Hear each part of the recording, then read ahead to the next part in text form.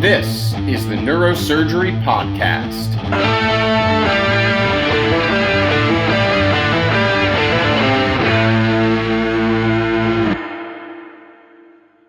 Welcome back to the Neurosurgery Podcast. Today, Dr. Wang and I are delighted to be joined by a returning champion, Dr. Rocco Armonda. Dr. Armonda works at MedStar in Washington, D.C., at the Georgetown University Hospital, where he's the director of neuroendovascular surgery. And of course, he works very closely with their neurointensive care unit. And he's a living legend in the field of neurotrauma. He's a graduate of West Point, was in the Army for many years. And any of our regular listeners will recall he was on the show back in January of this year, episode 170, where he and I talked about the evolving and worsening state of neurotrauma here in the United States after he and I met at the University of Chicago Penetrating Brain Injury Conference. We just ran into each other again at the second iteration of that conference, and I wanted to invite Dr. Armonda back on to talk about his continuing work supporting the military and the medical and neurosurgical efforts in the Ukraine with that ongoing conflict. Dr. Armonda, thank you so much for your time in proximity to Veterans Day when we're talking and releasing this. Thank you for your past, present, and future service to our country, and welcome back to the show. Well, John, thank you very much, and Mike as well. It's a great opportunity to sort of share some of our lessons learned and what we're continuing to do. Great. So I know that in our last conversation, we touched a bit on your work over in the Ukraine, but in case any of our listeners today didn't catch that conversation, maybe take a moment to talk about the work you do there supporting the neurosurgeons. Yeah, it's really about sort of three things, one of which is advocacy, basically informing people of the ongoing conflict and what the needs are in Ukraine. The other is the opportunity for us to do reciprocal learning, where we learn from each other. Because the conflict is very different than what we saw in Iraq and Afghanistan, and because the volume of patients is so much higher, we basically are learning lessons on a daily basis about new ways to treat combat casualties much closer to the combat zone. And then it's also about supporting them with logistical equipment as well, because the logistical needs on the battlefield can be quite severely strained. So trying to basically crowdsource equipment for them and ship equipment through the NGO ROSM that I work with.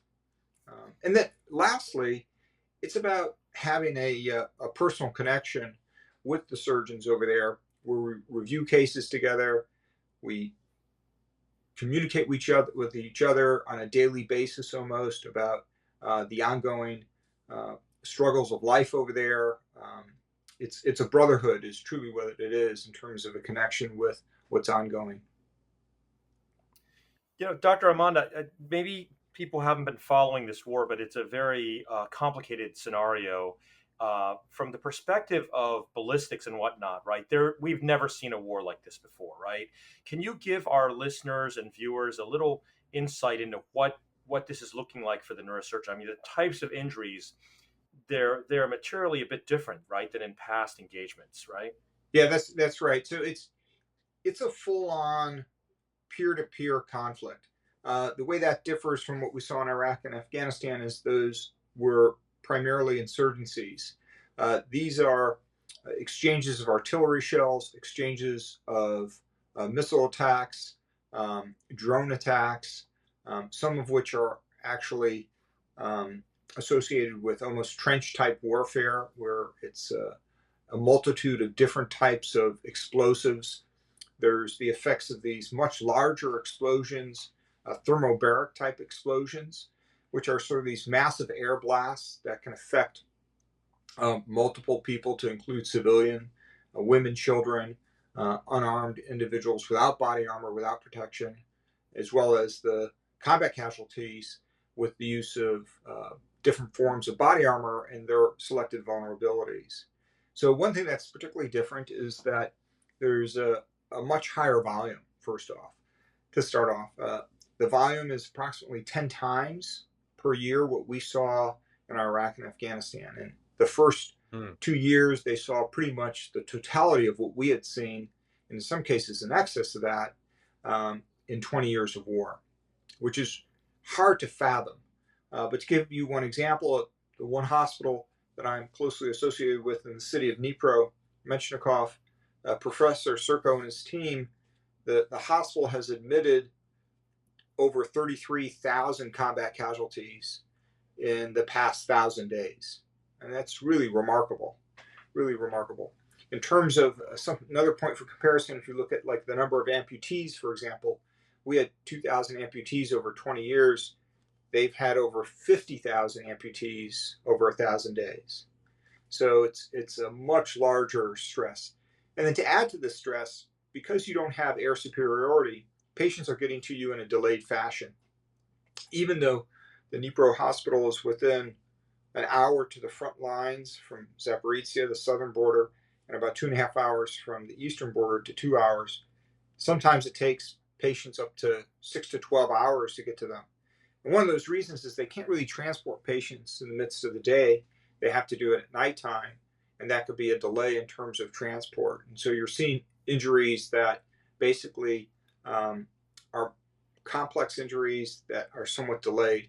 Now, they do have smaller mobile medical hospitals that do sort of more emergent damage control in the order of about an hour, hour and a half from the battlefield.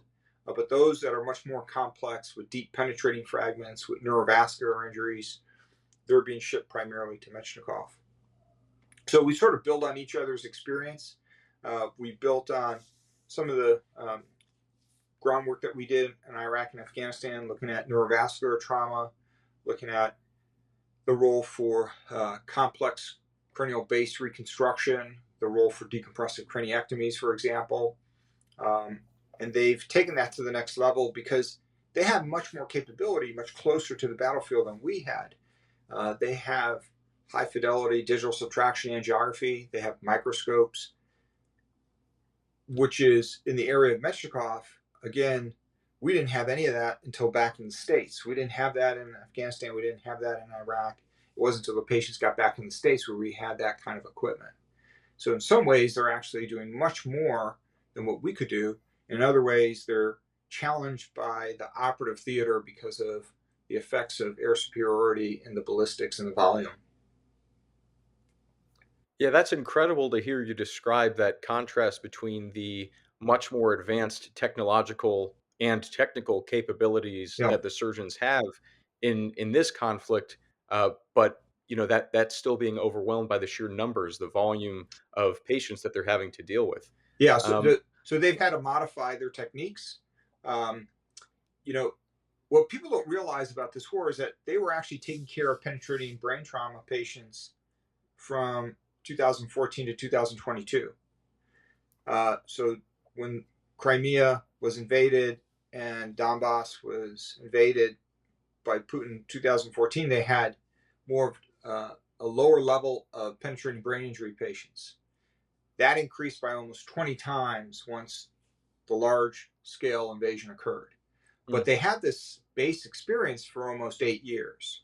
We didn't have that experience. We went into Iraq and Afghanistan fairly cold because civilian casualties are not comparable to the kind of injuries that you see in war.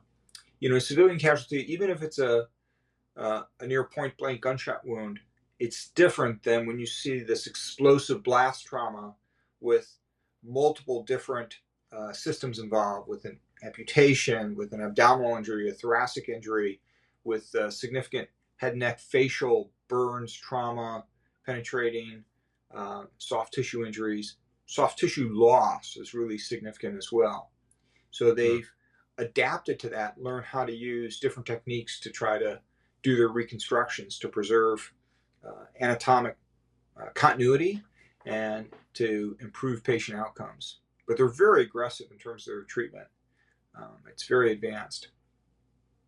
Yeah, I remember at the last conference we just had in Chicago, some incredible presentations on duroplasty, cranioplasty, even wound treatments and novel soft tissue flaps for horrible spine injuries. Where, as you say, the soft tissue loss is so great that there's just not much to work with from a surgical standpoint. But I wonder because when we as neurosurgeons leave our home hospitals, and go to different places in the world to give medical and surgical support. there's a few ways that this manifests. There's mission trips where people will go treat pediatric hydrocephalus. There's Yeah. disaster relief trips, like when Dr. Wang and his group went down to the earthquake in Haiti. There are educational trips where years ago we had Roger Hartle on talking about the work he does in Tanzania training local surgeons. And so, in a situation like this, where the pathologies being faced by the neurosurgeons in Ukraine are so novel that they're figuring out how to fix this in real time. It's not like we can bring expertise to them on these injury patterns because they're brand new injury patterns. When you and your colleagues go on these trips to the Ukraine now, what kind of support do you bring? Is it technical with your endovascular treatments? Is it logistical with your experience running large systems? When you go on the trip, what is your day to day like there? Yeah, so it's a variety of things. So what we've done is we created sort of a means of getting equipment to them, pallets of equipment on a monthly basis. So through ROSM, we're able to basically ship these pallets of equipment um, to Poland, and then from Poland, they're driven all the way across the border and then all the way to the far eastern city of Dnipro to this particular hospital. And some of it includes catheters, coils, covered stents, Mm. all the endovascular array. And then other elements include the more open neurosurgical issues, such as cranial fixation sets, bipolars, Tachyseal, Duragen, um, aneurysm clips, things that they may need for microsurgery and open surgery. Um, and then, we're only one part of the whole group of different physicians who are going over there. ROSM also is very active in sponsoring orthopedic surgeons, many of whom are my fellow colleagues who are in the Army, and teaching them about the best means of reconstruction surgery for amputees, how to perform a proper amputation, how to do a washout, how to take care of limbs. Other surgeons are plastic surgeons, a very large group of facial reconstructive surgeons sponsored by ROSM who teach them how to do microvascular flaps, how to do reconstruction, how to take care of burn patients. So it's really a multidisciplinary group. We usually go over in small units. As a neurosurgeon, I've gone over with one or two individuals or by myself. Other individuals have followed. Alex Valatka has gone twice already. Um, Max Shapiro, who's a neuroendovascular surgeon, has gone 3 times as well. Luke Tomczyk, Luke has basically started this organization in terms of the neuro side of it since 2016. And he was going previously to do pediatric epilepsy, to do open microsurgery for tumors, AVMs, aneurysms, and then also the endovascular side. So there's been a great number of different people with different backgrounds that have gone. So you're just sort of a part of this whole constellation, this sort of biosphere of people trying to help. And it's very different because you're not going to a country that has an absence of infrastructure or an absence of medical care. You're going to a place that actually has looked at the European and US models and tries to model itself after that in terms of the level of expertise. So the level of expertise varies quite a bit from city to city and from hospital to hospital. But as you get to these hospitals that are the closest to the battlefield, that have the most experience, you see some of the best surgeons in the entire country there, which is quite remarkable. But it's very different. It's the whole thing is a different vibe because you come back here to the States and you see the emphasis in the States is on, well, what's your productivity? What's your RVUs? How much are you generating for the hospital? It's not about the things that you can't measure on a spreadsheet. It's not about did you improve that patient's life? What is the quality adjusted life years? No one's looking at that. Whereas in Ukraine, because of the exigencies of war, it's are you helping those citizens who are in duress? Are you helping those war fighters heal? Are you returning patients to serve? Are you returning patients to their family? Are you taking care of these civilians who are hit by these random, horrific, enormous bomb strikes and drone strikes. So it takes on more the essence of what medicine should be about. And you're Yeah. not like worried about hospital administrators or attorneys or your electronic medical record or all these other things that are true distractions back in the States. And Yeah, it's compelling, right? I mean, it is refreshing to hear that, because that's a message folks need to hear, because there is, and I don't want to suggest that people are burning out because of that, but you lose your calling. But I'm sure well, you are in that setting in Ukraine. You see exactly why you're there. There's a reality, right, of what's going on. But I want to shift gears a little bit, right, and ask you about another area of great interest in neurosurgeons, right? So in the area of especially head trauma, we're also interested in the preventative elements, yeah. for example, in concussion and helmets. And do you think that the type of gear that soldiers have today are properly designed to withstand this type of warfare? Do you think we're going to see a revolution in the type of protections afforded to not so much the civilians, that's hard to predict, but Yeah. in terms of the soldiers? Because I mean, I just seen little glimpses of what you've lived through and Ukrainians, and it seems like a completely different kind of war. Yeah, that's a great question. You get to this sort of point where your body armor, your body protection has to be functional. You have to be able to do the three essence of a soldier. You have to be able to move, shoot, and communicate. And you can't have a gear that's so restrictive you can't do your job. I think part of the issues here is that um, when you don't have air superiority, for example, that you have a much greater vulnerability to drone attacks. And it's not so much preventing the injury with um, better protection, it's better drone countermeasures, for example. So it's not going to be a change in how we outfit necessarily the infantrymen, but it's how we give the infantrymen countermeasures to a drone. So a couple things come to mind. One is the ability of a infantryman to disable an oncoming drone. So be it electronically or be it ballistically, being able to take out a drone so that drone is no longer a threat to him. So that's number one.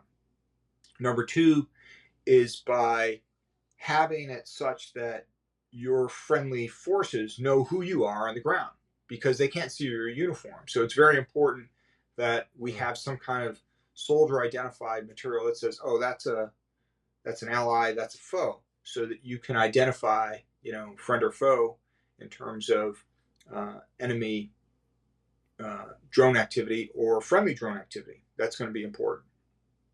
And then probably lastly is that in these combats, it's a very disordered situation, because politically, the restrictions that have been placed on Ukraine is that they can't strike the strategic bombers while they're on the ground.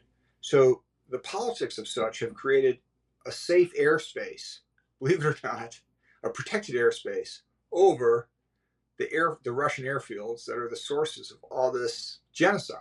Whereas in Ukraine, the skies are totally open for any bomber, any missile that can fly in. So that's totally unrealistic. It's like we would never fight that way. We're forcing the Ukrainians to fight a way that we would never allow. Like we would never allow sanctuary for a strategic bomber that's hitting our hospitals, our churches, our schools, our theaters, our civilian apartments. We would never allow something like that. Yet, everyone is all up in arms because they're like, well, now they're using long range missiles against the Russians, and the Russians are going to fire back with these ICBMs. It's like, hold on now.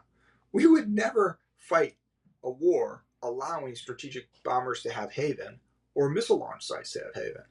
So we're creating this sort of skewed situation for the Ukrainians where it's not realistic. And an example of that is look at Israel. In Israel, they don't allow, the Iranians to fire willy nilly.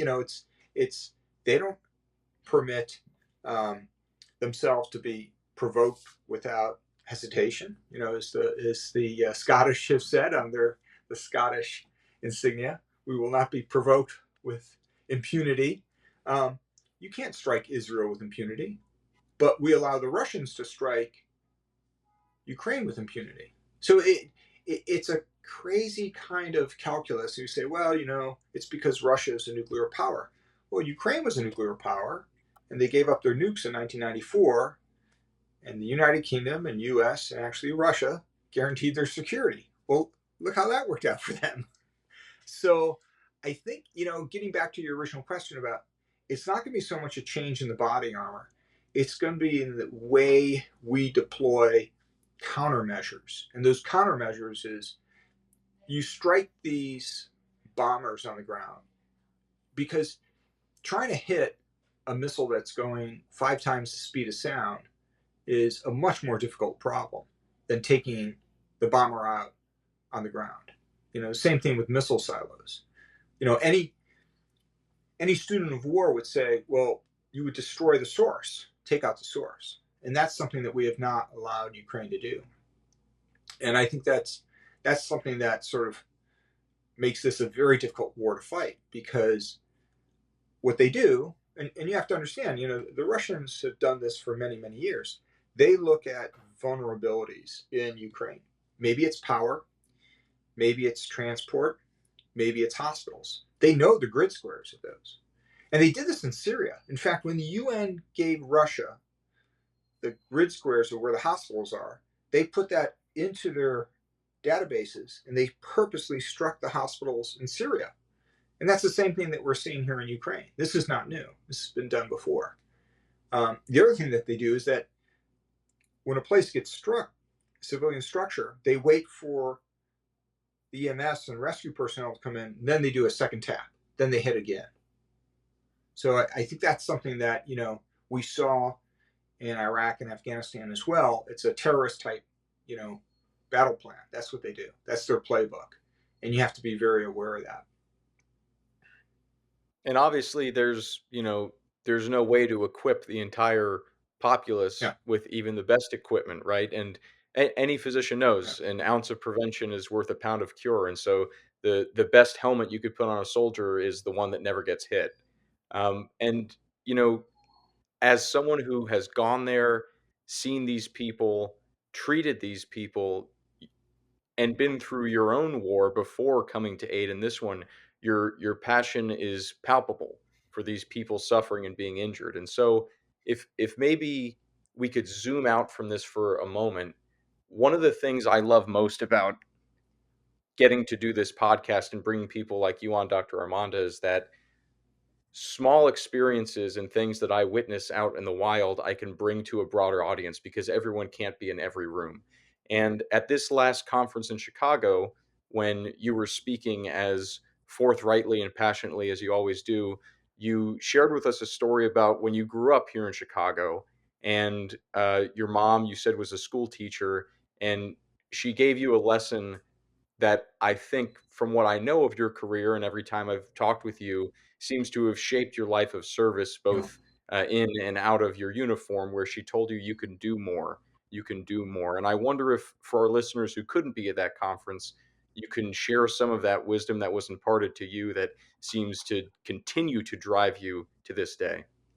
Yeah, and so the context in that particular conference was that we were talking about violence, gun violence in particular in the south side of Chicago, and how that gun violence has led to so many preventable deaths in the African American and community, and the rate of gun violence and community violence is so high there, partly because of this breakdown in the family order and community and in connection.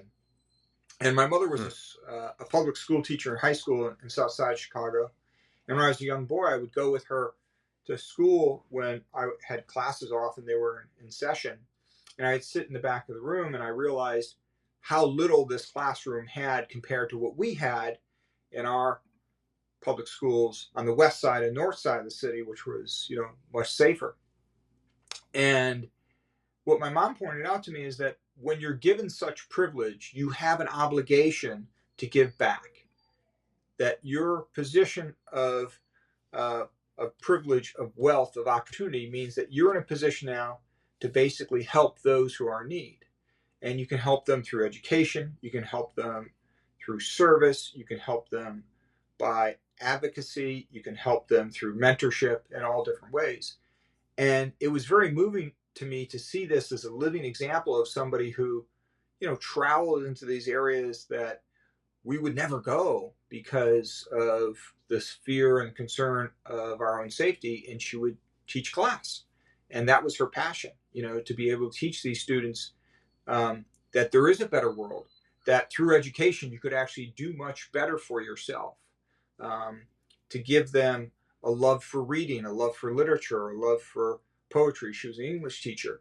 And to say that, you can make more out of your life than what you face on the streets. And so to see that and to see this opportunity to give back as I've, gone on in my career has really helped me understand what people probably best define as what's your purpose? What's your purpose? And there's a great lecture we just had, Grand Round speaker, Ali Sultan from Brigham Women's Hospital. Ali was in Miami for some time, and he credits a lot of what he is passing on in his purpose, a lot of the work that he's doing actually in Afghanistan, to his mentorship with Roberto Heroes. And it's sort of these mentors that we encounter throughout our career, be it a parent, be it a faculty member, be it a colleague, who basically inspires us to try to do more, to try to be more. And it's not necessarily being more by wealth, power, notoriety, but by being more in terms of connecting with other people who need your help. The number of neurosurgeons in Washington, D.C. is totally saturated. I mean, we have way more than enough neurosurgeons in Washington, D.C.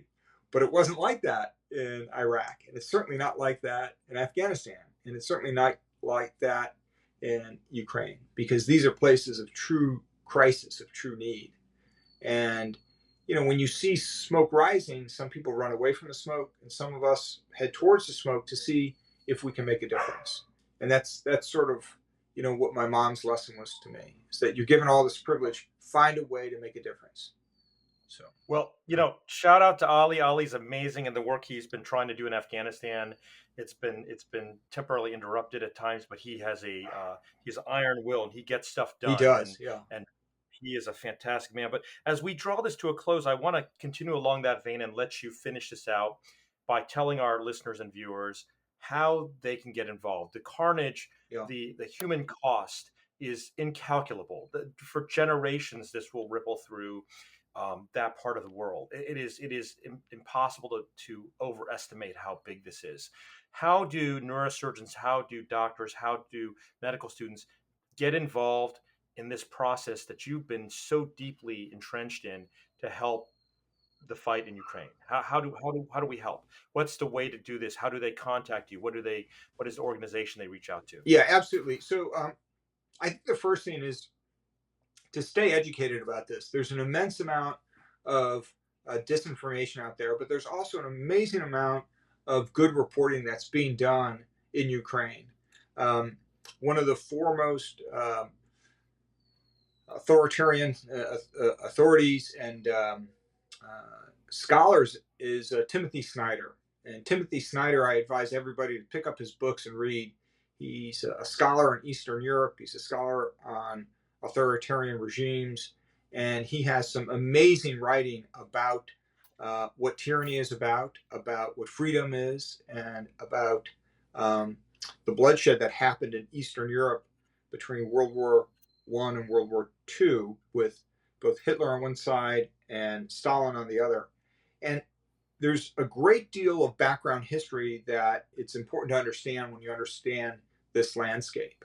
And I think Timothy Snyder is a great source for people to follow to stay educated on Ukraine. He's got some really excellent essays that he puts out to keep people updated. And the reason why that's important is because everyone wants to help, but you have to know what is the human landscape. What is the geography involved here in terms of the history that goes into, Russians' conquest and Ukraine's fight for sovereignty? This is not just 2024. This has been going on for hundreds of years. And I think that's very important to understand the people. And then the next thing I would say is uh, look at different organizations, one of which is ROSM. ROSM is the NGO that I've been involved in. And ROSM has a great deal of educational benefits, educational opportunities to reach out to people who are interested in helping in Ukraine.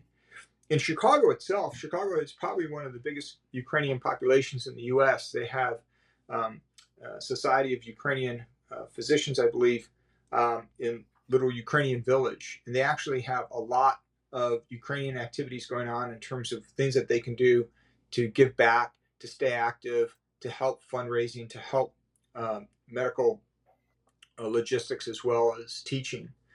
And then lastly, some of the other things is there's a lot of publications that will be coming out in the next year or so, and I recommend people to read it. It's about different experiences of people who have traveled to Ukraine and had done surgery. So there's several surgical series coming out that we wrote with Professor Serco.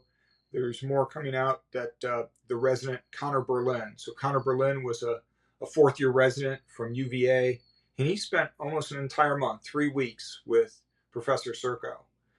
Reach out to Connor Berlin, especially for other residents, because Connor will tell you what it was like to be there. He had never used a Hudson brace before. He never used a Giggly saw before. And he had never seen any combat casualties before.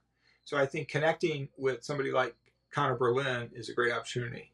And I welcome other people, to email me, to reach out to me to see how they want to get involved directly. At our careers, as we're starting out, we only have so much time, and it's at different point in our life where we may have more time to do more. I'm still very clinically busy. I'm hoping that as things slow down clinically and I look at retirement, I'll have more time for more humanitarian work like this, because that is what I see as my future. But when I was, in my residency, I had no time for anything like this. And as a young attending, I was in the Army. I didn't have that ability. You were just were allowed to go out on other humanitarian missions. You're restricted. But I think there are different opportunities at different points in your life where you do have a little break and you do have a chance to do things like this. And I encourage people to pursue that. Keep in mind opportunities through global health.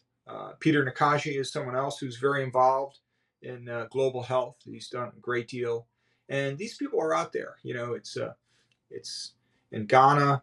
It's in areas in Latin America. It's in Vietnam. It's in the Philippines, where I've seen people make a huge impact from the United States and neurosurgery abroad. Well, thank you, Dr. Armonda, for that advice for our listeners, for your continued service. I will perhaps foolishly express the hope that by the time you retire clinically, there's maybe a little less need for humanitarian work, but Yeah. I think we all know the world we live in. Regardless, it's been a real privilege to have you on the show and talk again. Thank you for this update on the neurosurgical and medical situation in Ukraine and your work there. We look forward to seeing what else you can learn with your upcoming trips there, and hopefully have you back on the show to talk about it again. As always, thank you for your service, past, present, and future, and real privilege to have you on the show, Dr. Armonda. Well, John, Mike, thank you guys so much. This is a great opportunity to share these lessons with you, and really look forward to hearing from you guys again.